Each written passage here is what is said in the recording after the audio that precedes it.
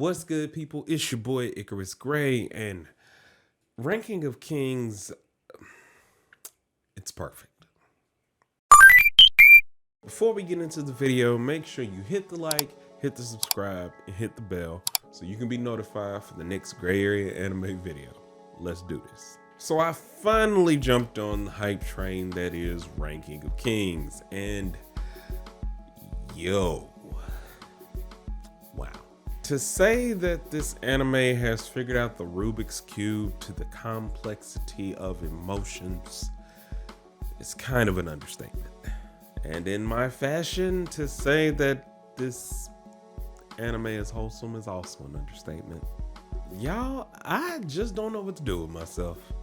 I was gonna come on here and give my impressions of just episode 1, but we had a little bit more time than I thought before recording and watched episode 2, and now I'm an emotional wreck. This anime, in 2 episodes, in 40 minutes, has pulled us into the story, has pulled us into the characters, and given us a friendship for the ages.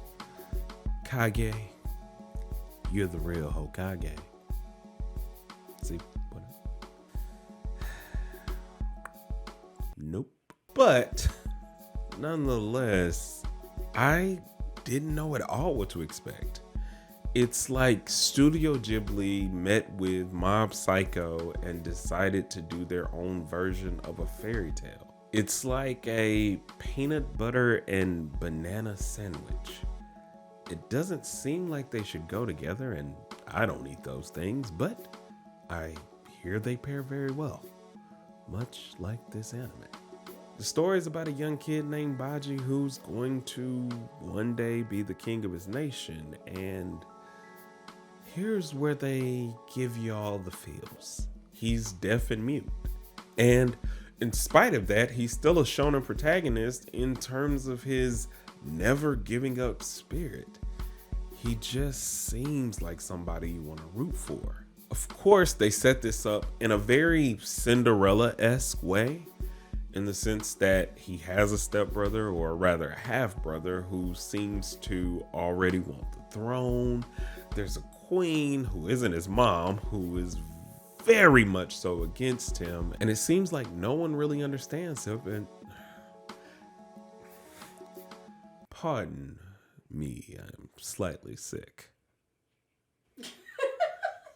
And it seems like no one understands him but Kage, which is the first thing that they give us, is a small thing of explaining everything in the first 2 to 3 minutes of him basically getting robbed.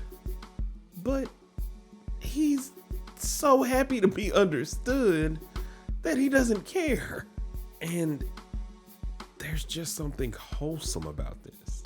It's kind of like the Emperor's New Clothes, but with someone you actually care about. Well, he was a materialistic jerk who Yeah. got what was coming to him by walking naked among his subjects. So, Fairy tale time with my producer, coming to a vlog near you.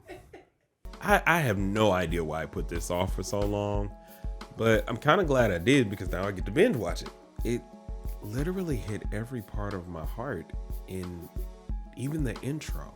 You see his mom talking to him about how she wants him to be a great king, and you see the joy on his face and the fact that he's making this promise with her with this large hand, which you later on realize that his parents are giants. And I mean, that's a very understated thing that they just throw in there, because initially it just kind of seems like it's all in his brain, or that's some dream that he has, and then it's like, no, yeah, his parents are giants. Warrior giants. It's an underdog story that you can just get behind. It's my favorite kind of wholesome, as I say all the time, and it's cute. You know, in the middle of all this Attack on Titan, Demon Slayer drought, no signs of ReZero Season 3, we needed this. We needed something to connect us back to what fairy tales are supposed to be about, not that Disney whitewash stuff. Social commentary. what about a Kanto? We don't talk about Bruno. So I'm quickly going to go through my impressions on the series and what really impressed me about how they're handling everything. First, this character is deaf and mute. That's a first for me.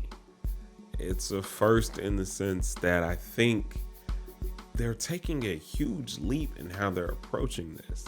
They're giving us their own thoughts on what deaf and mute has meant in those times, has probably meant to some people in today's standards, but showing the kind concern and earnest trust and expectation that both his parents still have for him, in spite of what everyone around him thinks, is something that stands out amongst a sea of animes that can sometimes get, repetitive. The art style is beautiful and not something that says you're gonna feel as much as you're gonna feel. In 2 episodes, you've got enough backstory to where if they decided that this was like a movie, if they wanted to elongate just the first 2 episodes, it would be enough to start an epic saga of movies of the ranking of kings. I cannot speak highly enough about how much I think you guys should go and check this anime out. I think that, it's gonna be something that's gonna be around for probably not a long time, because there's a story that they have to tell that's pretty much already defined. But it's gonna be one of the ones that I'm sure is going to be a classic. This is definitely something that I'm gonna make sure that I keep up with. I'm very sorry that I haven't done so sooner, but I hope that maybe you've checked it out and you have some thoughts as well that you'll leave down in the comments. And while you're down there, hit the like, hit the subscribe, and hit the bell icon so you can be notified for the next Gray Area Anime video. We'll see you in the next one. A 1 and a 2, and peace.